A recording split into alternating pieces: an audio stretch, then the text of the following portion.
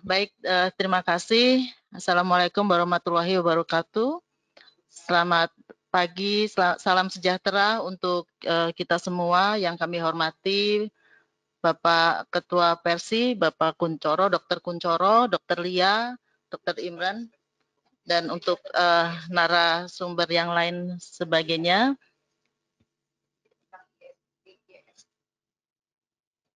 Baik, jadi saya memperkenalkan lebih dahulu mengenai IESA ini ya, Bapak Ibu sekalian. Kami adalah perkumpulan ahli lingkungan, di mana kami banyak melakukan berbagai kajian, bukan hanya terhadap limbah, namun juga terhadap aspek lingkungan lainnya. Jadi limbah adalah salah satu dari hal yang kami cermati, jadi kami memang bertugas untuk mengamati. Dan dari hasil pengamatan kami coba untuk lakukan beberapa diskusi khusus mengenai hal-hal yang memang menjadi topik trending saat ini. Dan demikian juga dengan limbah medis ini. Jadi Bapak Ibu sekalian, tadi dari paparan Dr. Imran sudah cukup jelas sekali mengenai bagaimana limbah-limbah COVID atau limbah medis atau limbah infeksius ini ditangani. Nah, di dalam kesempatan ini kami mencoba mencermati dari kemungkinan ataupun proyeksi ataupun prediksi mengenai bagaimana sih perilaku dari limbah era COVID ini, Bapak Ibu. Mengingat kita lihat bahwa para artinya pasien yang terinfeksi virus ini kita lihat semakin hari semakin banyak dan memang tumbuh eksponensial. Jadi di dalam paparan kami nanti ini kami ingin mencoba untuk membahas beberapa hal, yaitu kontribusi dari para pihak terhadap perilaku COVID dan juga mengenai prediksi timbulan limbah ini, dan juga bagaimana peran pemerintah, tentunya juga peran masyarakat, juga tantangan di dalam mengolah limbah medis ini selama era COVID, dan juga penanganan limbah medisnya. Bapak Ibu sekalian, para ahli dari beberapa university, baik itu dari UGM, dari FKM UI, baik kami juga dari Perkumpulan Ahli Lingkungan dan juga dari SIL, itu Sekolah Ilmu Lingkungan UI juga pernah dan sudah melakukan pemodelan. Dalam hal ini kami coba melihat bahwa saya langsung lompat ke sini, Bapak Ibu. Ini penting sekali untuk kita coba pahami bahwa model yang dibuat dengan sistem dinamik ini akan memperlihatkan perilaku dari orang yang terinfeksi COVID. Nah, kalau kita lihat, ini saya mengambil dari yang dibuat oleh teman-teman di FKM UI dan sudah dipresentasikan di Bappenas. Kalau kita melihat di sini, cukup mengkhawatirkan sebenarnya jumlah dari orang yang terinfeksi COVID ini nantinya jika tidak dilakukan beberapa hal atau beberapa pencegahan. Nah, di dalam hal ini kami juga sudah mencoba melihat bagaimana hubungannya antara perilaku COVID ini atau jumlah pasien yang terinfeksi COVID ini yang positif dibandingkan dengan nanti bagaimana limbah ini terjadi. Tadi Dr. Imran sudah mengatakan bahwa pasti banyak, betul pasti banyak. Nah, di Indonesia sendiri belum ada nih data mengenai berapa sih sebenarnya timbulan limbah yang muncul dari wabah ini. Namun kita coba melihat dari China, karena di sini datanya yang sudah lebih tersedia. Di China itu mengatakan bahwa limbah medis semula 4.900 ton sehari, itu bisa meningkat menjadi 6.066,8 ton.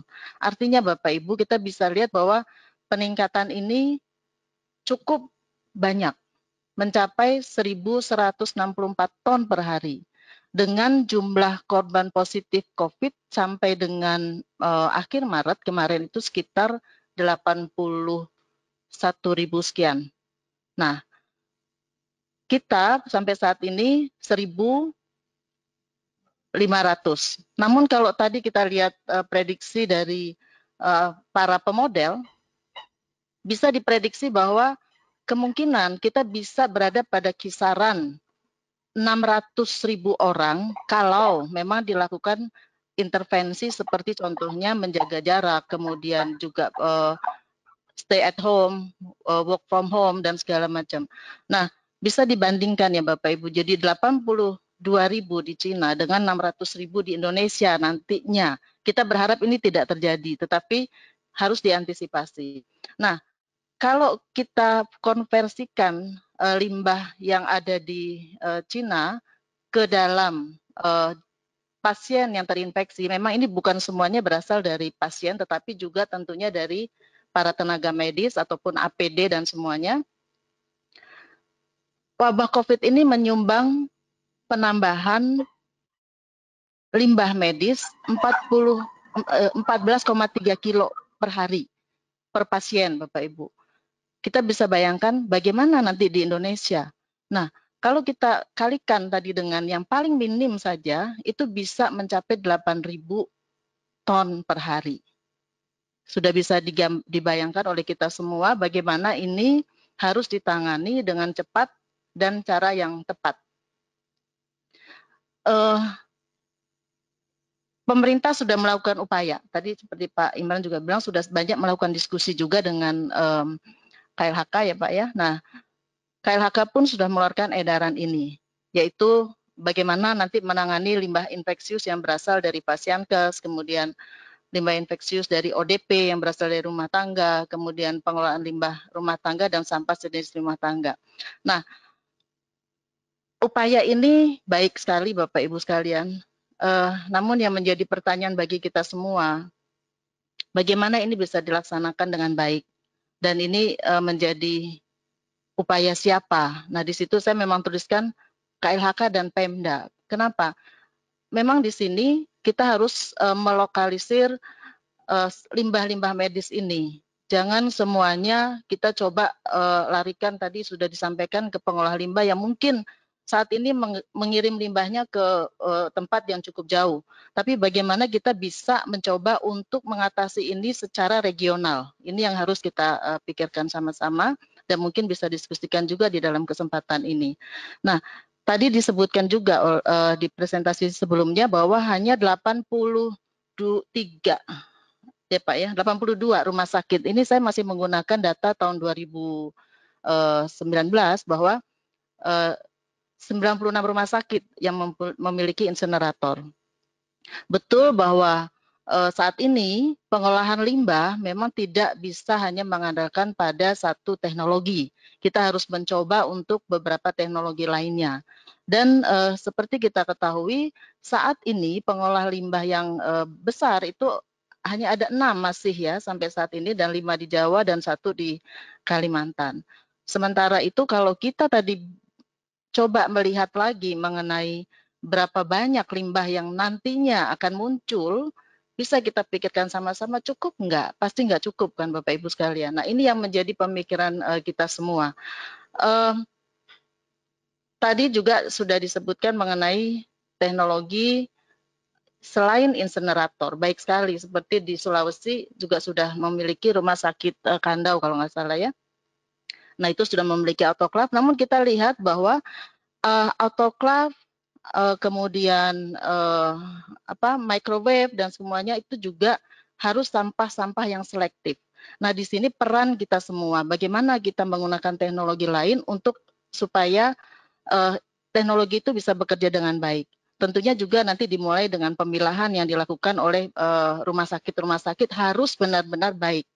Jangan sampai ini sudah limbah COVID yang penularannya cukup luar biasa dan sangat cepat, kemudian tidak tertangani dengan baik, lalu kita harus, si pengolah limbah itu harus memilah-milah lagi. Nah, ini yang saya rasa cukup harus menjadi perhatian. Memang baiknya kalau untuk masa COVID ini kita berpikir praktis dulu. berpikir praktis bagaimana ini bisa selesai. Nah, kalau memang sekarang ada 96 rumah sakit yang punya insenerator ataupun 82, dan katakanlah yang memang mumpuni itu bisa, nggak tahu, mungkin separuhnya atau berapa, mari kita coba sama-sama optimalkan itu dulu. Kalaupun mungkin ada yang dalam kondisi tidak baik, bisa kita secepatnya kita coba perbaiki dulu. Nah, ini yang memerlukan kerjasama dari semua pihak. Nah, lalu untuk limbah B3 di rumah, ini mungkin kesannya juga agak apa namanya? Saya bisa katakan bahwa ruwet atau sulit untuk saat ini dilakukan kalau misalnya dari apa yang tadi sudah dibuat dalam surat edaran itu tidak disosialisasikan dengan baik kepada masyarakat. Karena ODP yang ada di rumah ataupun orang yang katakanlah saat ini kita semua di rumah tangga itu melakukan pemilahan sampah medis kita pun tidak baik saat ini. Yang di dalam rumah seperti misalnya obat-obat kadaluarsa atau mungkin botol-botol obat dan semuanya itu masih kita campur semuanya ke dalam tempat sampah, dan ini semuanya yang masuk kepada pengangkutan yang masih tercampur dan terbawa ke TPA. Jadi sekarang ini kan banyak pasien yang juga mengidap diabetes yang juga melakukan penyuntikan sendiri ya di rumah. Nah, ini jarum suntiknya ini pun kita tidak tahu dilakukan seperti apa. Yang jelas di TPA sering ditemukan jarum suntik ataupun limbah-limbah medis. Dari mana? Mungkin tadinya awalnya kita mengira itu dari rumah sakit. Sebenarnya tidak. Itu juga dari rumah tangga yang memang juga memiliki treatment kesehatan di rumah. Nah, ini yang perlu kita perhatikan. Saya berpikir untuk kita coba melakukan terobosan untuk yang rumah tangga ini. Sekarang ini kan kita punya gosen, punya segala macam. Memang saya paham sekali bahwa untuk melakukan transportasi atau memindahkan limbah B3 medis dari rumah tangga ataupun dari rumah sakit itu memerlukan perlakuan khusus. Tetapi kita bisa lihat di rumah tangga itu limbah medisnya tidak separah tentunya di rumah sakit. Karena di sini memang ada jarum suntik, kemudian obat-obatan dan segala macam yang relatif bisa diperlakukan lebih sedikit lebih ringan dibandingkan dengan limbah rumah sakit. Namun tentunya di dalam hal ini ketika kita melakukan saya mencoba untuk mewacanakan penjemputan limbah medis terutama dalam masa COVID ini dengan memanfaatkan teknologi yaitu pengiriman atau penjemputan online. Bukan ini tidak mungkin Bapak Ibu sekalian, hanya memang tetap kita perlukan tentunya keamanan dari boxnya itu sendiri ataupun dari pengemasannya itu sendiri. Nah, ini yang memang secara cepat memang harus dilakukan, dan ini tidak hanya dilakukan dalam era COVID ini saja, tetapi bisa dilakukan setelah era COVID. Karena juga untuk daerah-daerah lain supaya limbah medis yang ada di rumah itu bisa benar-benar tertangani.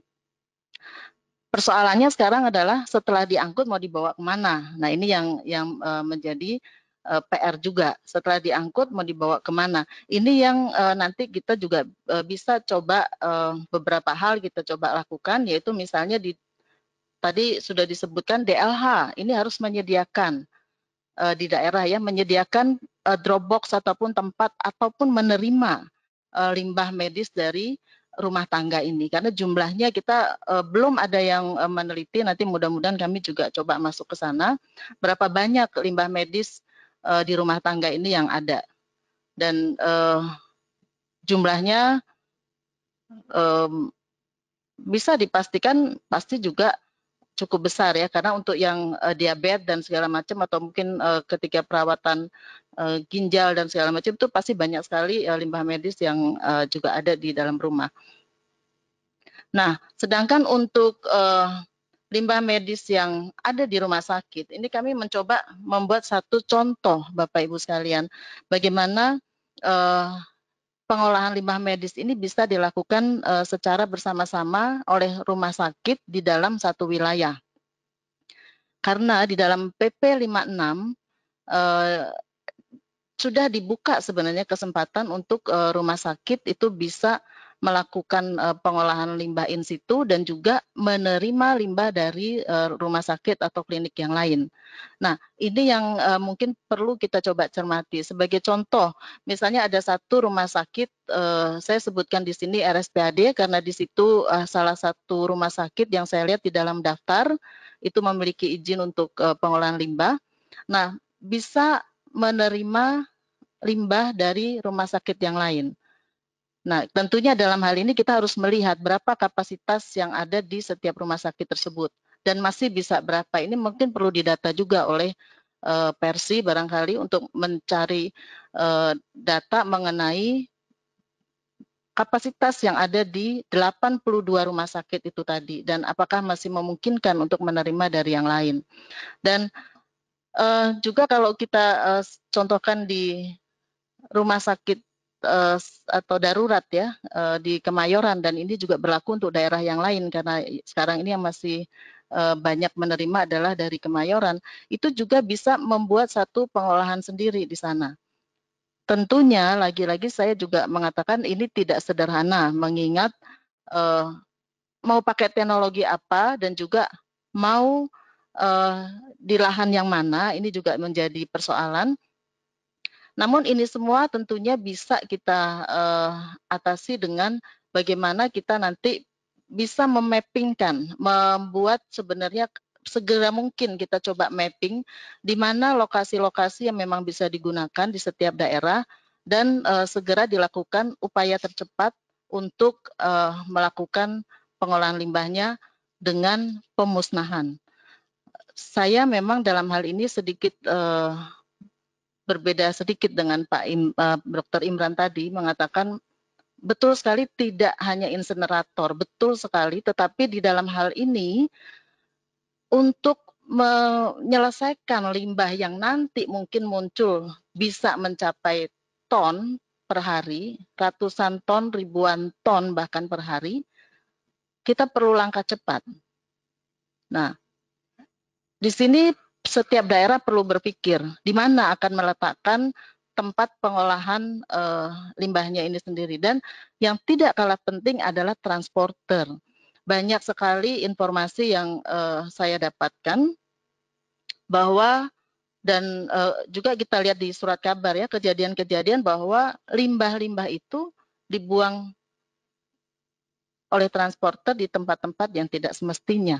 Ini banyak faktor Bapak Ibu, jadi bisa ini menjadi faktor yang pernah saya dengar ini adalah dan kita pernah bicara juga dengan pihak itu kebanyakan karena antrian di pengolahan limbah B3 sehingga berhubungan dengan aspek keuangan, aspek bisnis dan segala macam. Atau mungkin juga ada faktor lain yang kita perlu cermati lebih lanjut dalam hal ini. Nah, transporter sebagai pihak yang penting untuk di pengolahan ini itu juga memerlukan edukasi Bapak Ibu sekalian dan harus sering-sering dikumpulkan bukan hanya ditanya berapa limbah yang sudah dikeluarkan bagaimana tidak, tetapi sosialisasi terutama di dalam penanganan limbah COVID ini, bagaimana mereka menggunakan APD-APD-nya. Nah, mudah-mudahan ini sudah dilakukan juga, tetapi perlu dicek lagi lebih lanjut apakah semua transporter yang nanti kita libatkan di dalam penanganan limbah era COVID ini itu juga sudah memiliki pengetahuan yang cukup tentang bagaimana menangani limbah ini. Nah, sebagai akhir dari paparan saya, ada beberapa hal yang memang saya coba cermati di sini dan ini merupakan usulan juga boleh dikatakan, yaitu mengingat bahaya dan volume yang cukup tinggi, masa waktu penyimpanan limbah medis penanganan COVID sebaiknya ini dipercepat maksimal 1 kali 24 jam. Tentunya di sini menimbulkan masalah. 1 kali 24 jam, bagaimana cara mengatasinya? Kita diskusikan sama-sama. Kemudian yang kedua, perlu diupayakan pengolahan on-site di salah satu rumah sakit rujukan yang mampu menampung limbah infeksius dari rumah sakit rujukan lainnya selama era COVID. Ini tadi sempat sudah saya coba ilustrasikan contohnya. Nah, kemudian yang ketiga, mengingat persoalan limbah medis yang masih belum selesai, Kemkes dapat mulai membuat mapping untuk pengolahan limbah medis secara komunal, secara regional. Tentunya ini harus dibantu oleh Dinas Kesehatan ataupun Dinas Lingkungan Hidup di setiap daerah. Dan diperlukan sosialisasi kepada masyarakat melalui media daring. Ini lebih mudah didapat atau dipahami oleh masyarakat saat ini tentang limbah medis rumah tangga. Dan apalagi kalau sudah bisa bekerja sama dengan salah satu transporter online, dalam hal ini mungkin saya bisa aja sebutkan Gojek atau GoBox atau Grab untuk penjemputan limbah medis B3 di rumah tangga, ini juga bisa disosialisasikan. Dan kemudian persyaratan teknis pengolahan limbah medis B3 perlu ditinjau ulang dengan memperhatikan aspek keandalan teknologi pengolahan limbah. Ini ada hubungannya dengan lahan Bapak Ibu, karena lahan yang diperlukan untuk mengolah limbah dengan thermal itu saat ini cukup luas. Jadi harus, kalau di rumah sakit itu harus sekitar 30 meter radius, atau kalau ini pengolah limbah besar itu minimal 300 meter radius. Nah, ini yang memang menjadi persoalan. Sebenarnya persoalan lahan kalau kita lihat dengan keandalan teknologi sekarang, makin mutakhir teknologi itu sebenarnya makin sedikit lahan yang dibutuhkan untuk pengolahan limbah ya saya bicarakan. Nah, kemudian poin berikutnya adalah rumah sakit umum besar dapat melakukan pengolahan limbah medis B3 yang bersumber dari rumah sakit kecil ataupun puskesmas atau klinik berdasarkan wilayah kota kabupaten. Nah, kemudian peranan pemerintah daerah bersama dengan Dinas Kesehatan perlu membuat perencanaan dan pemantauan pengolahan limbah infeksius. Bisa saya katakan di sini bahwa kelemahan di kita itu adalah dalam hal pemantauan atau evaluasi. Nah, ini semuanya bisa dilakukan dengan sistem sebenarnya yang bisa kita buat supaya pemantauan ini berjalan dengan baik dan juga secara real time. Nah, kemudian berikutnya adalah selalu memberikan bimbingan teknis dan evaluasi mengenai pengolahan limbah infeksius baik kepada rumah sakit dan Dinas Lingkungan Hidup. Tapi satu lagi saya tambahkan adalah kepada para transporter. Para transporter ini harus menjadi pihak yang memang kita anggap penting di dalam mengatasi limbah ex-COVID ini. Karena nanti kita lihat bahwa kalau misalnya memang prediksi ini relatif benar dan juga kita itu mendapatkan, kalau tadi disebut Dr. Lia adalah bah limbah, bukan air bah tapi limbah bah. Nah, ini kita sudah mulai siap. Kalau sekarang diprediksi itu sekitar kira-kira 200 hari ya. Ini orang yang positif itu puncaknya adalah sekitar 200 hari dari mulai wabah itu masuk ke Indonesia. Baik, itu yang bisa kami sampaikan. Lain hal kami mohon maaf bila ada kekurangan dan dalam penyampaian kami. Terima kasih. Ya, terima kasih banyak Ibu Lina. Jadi memang kalau kita dengar tadi bahwa luar biasa satu pasien itu kira-kira 14,3 kg per hari menghasilkan limbahnya. Jadi 8.580 ton per hari itu PR yang luar biasa buat kita semua. Nanti bisa-bisa habis dari sini pusing nih Pak Imran untuk mengatur limbah ini.